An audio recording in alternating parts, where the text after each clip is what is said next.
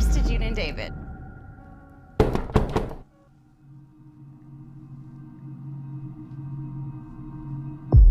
What's going on, everybody? Welcome back. Justin here as always, guys. Thank you for stopping by and hanging out with me today. It's been a while. I haven't posted on this channel in a month. It's been so long, but I've been very busy. As you can see, I have a brand new background back there. If you dig the new background, drop a comment down below. The other one had been around. It's been the same.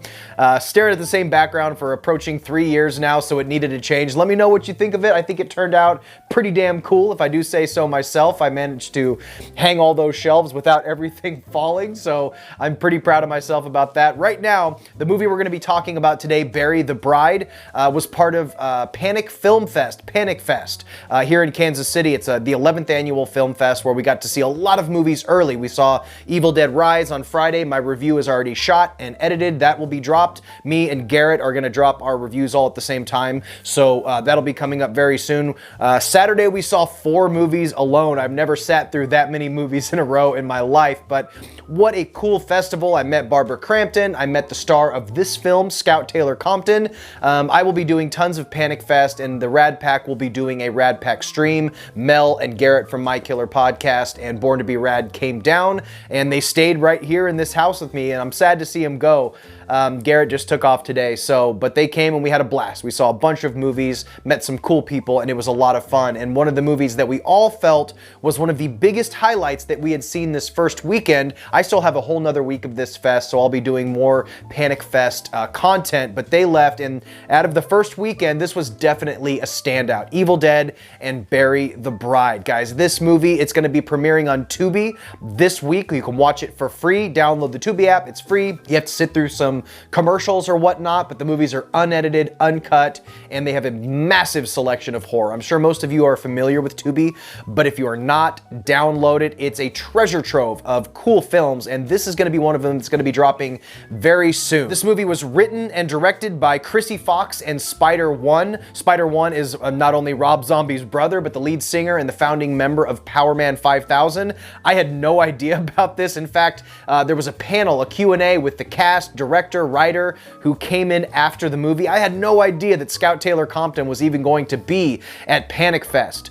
So we were so lucky to see this early, to see the world premiere of Barry the Bride. I was not familiar with Powerman 5000's singer Spider-One. He had another movie called Allegoria, I think is what it was called. I'm not familiar with that, but after this effort, after Barry the Bride, this guy shows real talent. I know it's easy to say because you're Rob Zombie's brother or whatever, you get the foot in the door, and of course that might be true, but the movie stands on its own. You can have all the doors opened up for you in the world, but if you don't have the talent to back up your opportunity, then you're just gonna fall flat. And luckily, this guy has some real talent behind the camera and with writing. Him and Chrissy Fox made a badass movie. This is going to be spoiler free. This movie takes you to places you are not expecting. At a certain point in this movie, it slaps you in the face and turns into something completely different that you were absolutely not expecting. The movie stars Chrissy Fox, Scout Taylor Compton, Dylan Rourke, Chaz Bono of all people, Lindsay LaRose, Rachel Brunner, Cameron Capperwaith, Katie Ryan, and Adam Marcinowski. It's a very small cast. It's very contained. Basically, what you get with this movie is you get a setup that we've kind of seen before, admittedly, but it turns into something completely different that we haven't seen before.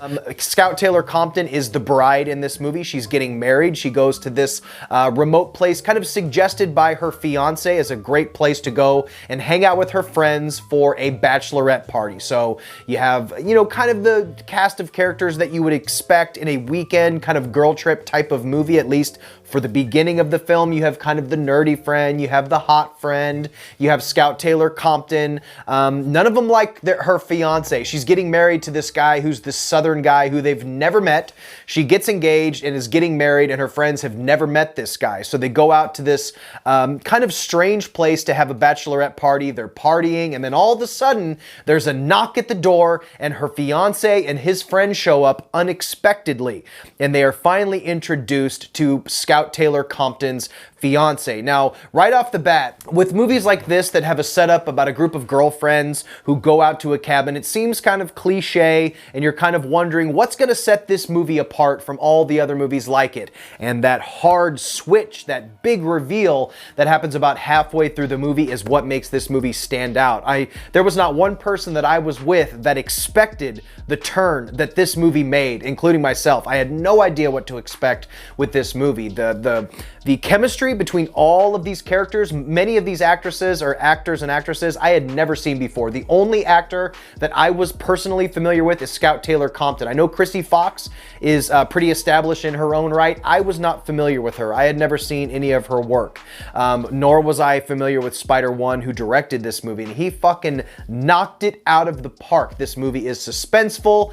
It's weird. There's great performances. The main cast of Scout Taylor Compton and her friends, they felt natural. It felt very naturalistic. There wasn't any characters that were super annoying or that didn't feel like they gelled with the rest of the cast. I really bought that these ladies were all friends and that they'd known each other for a long time. You have Scout Taylor Compton and her sort of nerdy friend that she had known her whole life, and Scout has kind of met a group of new girls who are in the mix here, and they all blend together, and they kind of have their differences. They all aren't huge fans of each other. Kind of when you get your different friend groups brought together, sometimes they don't gel well, and there's a little bit of that added some good dynamics to this group of characters. The location is really interesting because you're wondering why in the hell are all these beautiful girls going out to this remote, weird, dilapidated place to have their bachelorette party, and all the questions are answered, and there's nothing that seems too far-fetched, at least to me. Everything seemed plausible. At the beginning of the movie, I was thinking there has to be some kind of a switch here. It can't just be this straightforward serial killer movie or whatever. I knew at a certain point, like, something weird is happening and I'm just not sure what it is. When her fiance showed up, this guy is fucking awesome. He kind of reminded me of the Jason character in True Blood, just how southern and like down and dirty. He reminded me of that actor a little bit. He's also in Glorious, in the Shudder original Glorious. And the thing is, I can't really say a lot about this movie because it will spoil it. There is just so many surprises in this movie that I really don't, I can't say a lot, okay? And I know that's frustrating. It's sort of a vague reveal, but I would suggest not watching a trailer. I wouldn't even read a plot synopsis. Just know that a group of friends, a bachelorette party, goes to this place, and her fiance, who none of these friends have ever met, shows up, and shit hits the fan in all these crazy different ways. Seeing Chaz Bono, Sonny Bono, and Cher's kid show up in this movie was really bizarre, and it was so rad after we got done watching this movie to see Spider-One and Scout Taylor Compton and Chrissy Fox and Chaz Bono, and they did an interview and a Q&A hosted by Nightmare on Film Street, and they showed that they filmed this movie in 6 days. It was an extremely small budget movie. They were just running and gunning, doing 18-hour days, and blasted this movie out in 6 or 7 days, and it came out great. It is a really small cast. It's obviously low budget, but what they were able to pull off in that time frame with that little bit of money fucking kicks ass. And I highly, highly, highly suggest checking out Bury the Bride when it premieres on Tubi later this week. I think it's either the 20th or the 20th or the 21st. So this to me is my first big highlight, aside from Evil Dead, which I really, really liked too. Definitely check out Bury the Bride. You're gonna love it. Yeah, that's my quick review for Bury the Bride. I know it's very vague, but I just wanted to tell you kind of who was involved, what it's loosely about, and that it's not what you're expecting. I assure you, you're not expecting where the places this film takes you. Was a really smack in the face of how badass this movie was. So welcome back to the channel. Again, it's been a while since I posted, and there's gonna be tons more content coming. So guys, thank you for stopping by and hanging out with me. Stay weird. Remember to always be yourself, and I will see you in the next one. Bye.